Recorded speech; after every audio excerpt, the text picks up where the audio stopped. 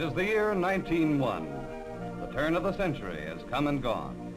A new sound is heard across our country, and a new sight is seen. It is a strange contrivance, destined to put a nation on wheels and do away with sectionalism. It is the automobile.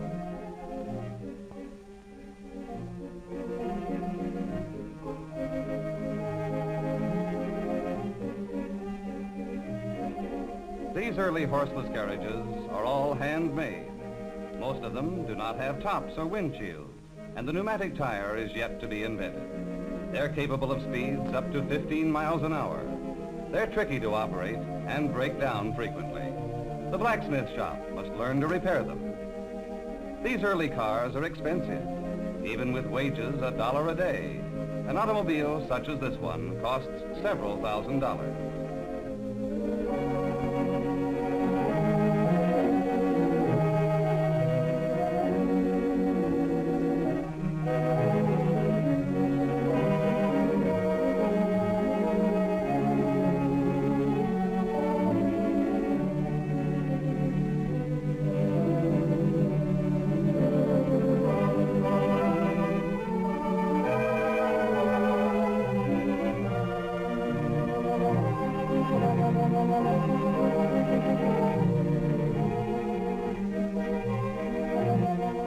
Cars are just beginning to appear on the streets of our city. There are still some boulevards which do not allow them. Fifth Avenue in New York is sacred to the carriage trade. Only carriages with uniformed drivers and footmen are allowed on this boulevard of the upper crust.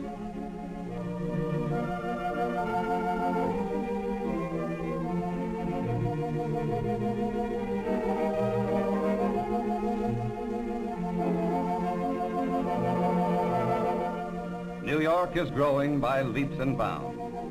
The city reaches almost up to Columbus Circle, where these pictures of a bicycle race are taken. Not far to the north are open fields.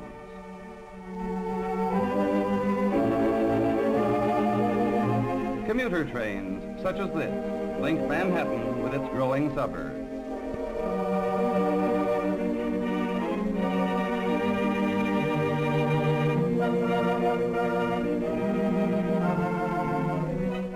Although New York is now the largest city in America and the second largest city in the world, life still moves at a leisurely pace.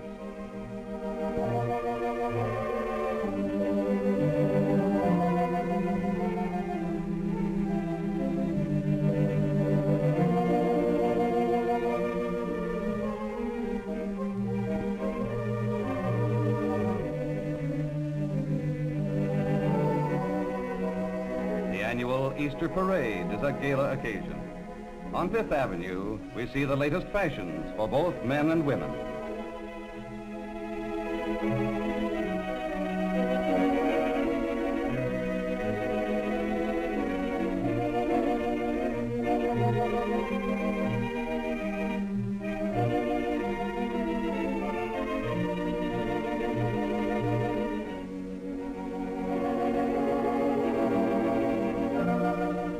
The movies are now reaching most of the country in black tops, which are tents dyed black to keep out the light.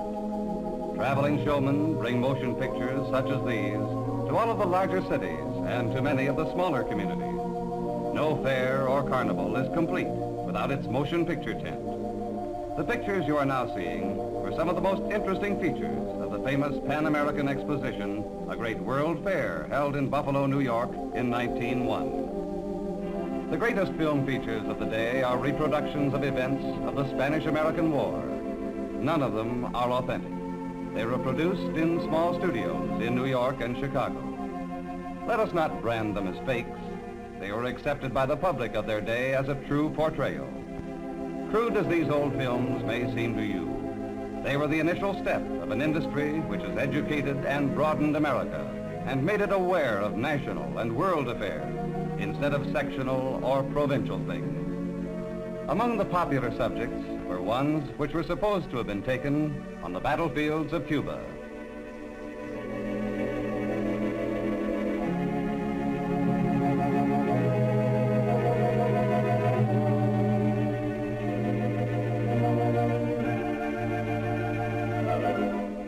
You're now looking at the Battle of Manila Bay, as photographed at a Pioneer studio in Chicago. These scenes were taken with miniature battleships. The smoke comes from firecrackers, and the lighting is extremely primitive. But in 1901, these pictures were an instantaneous success.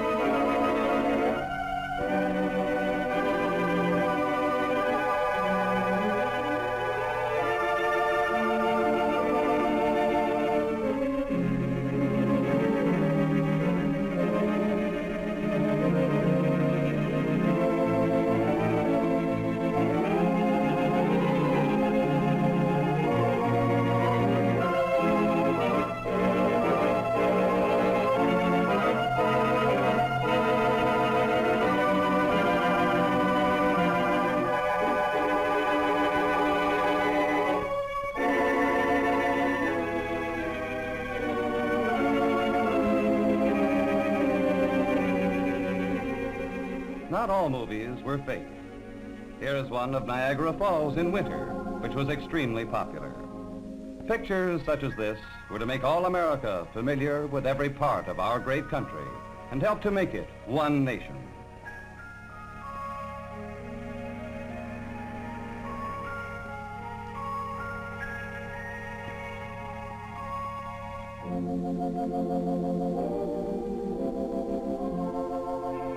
Here is a truly historic film. You see the three grandchildren of King Edward VII of England, Edward, George, and Mary. The two boys are to become kings of England.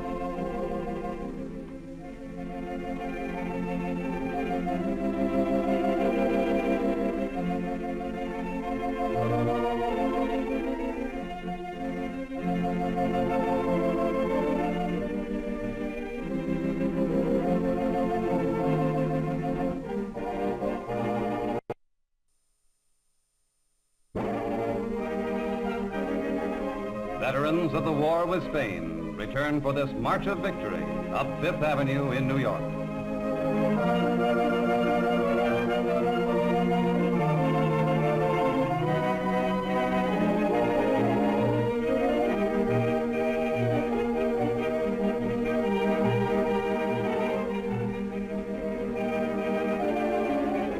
This is Dewey's Flagship in dry dock after its return from his victory at Manila Bay.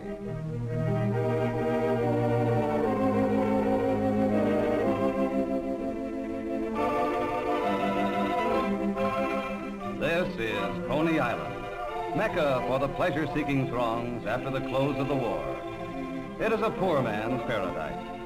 Most everything costs a nickel, and you can eat, drink, and have fun all day for less than $1.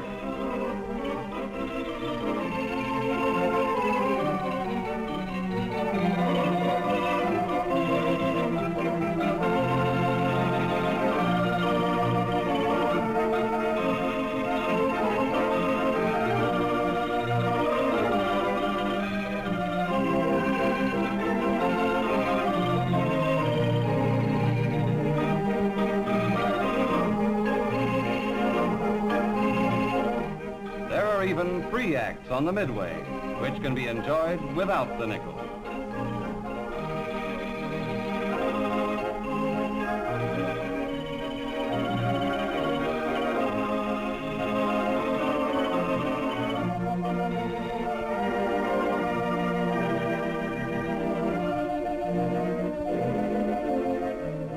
On September 6, 1901, President McKinley was shot and killed by the crazed anarchist Zolgos at the Pan American Exposition in Buffalo, New York.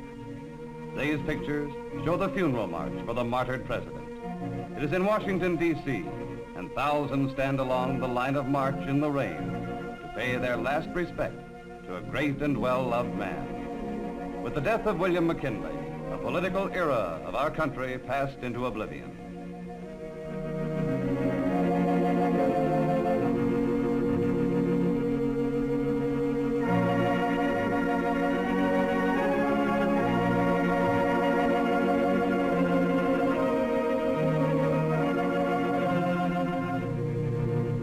Roosevelt becomes the 26th president. He had been shoved upstairs to the vice presidency because he was not as popular with the old guard politicians and with Wall Street as he was with the people.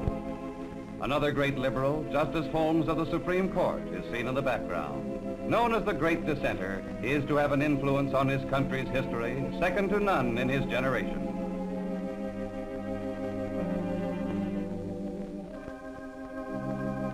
McKinley is laid to rest in his hometown of Kenton, Ohio, where the mourning throngs were measured by the thousands. So now, in 1901, our country has a new leader, Theodore Roosevelt, a dynamic and forceful man who is to change the history of our country by his departure from the conservative thinking of the stand-pat Republicans of his day. Born in the East, loving the West, he was a truly national president. Conservation of natural resources, a strong and efficient Navy, and a policy of authority in world affairs were to mark his administration. Our country was destined to reach new heights of greatness under his leadership.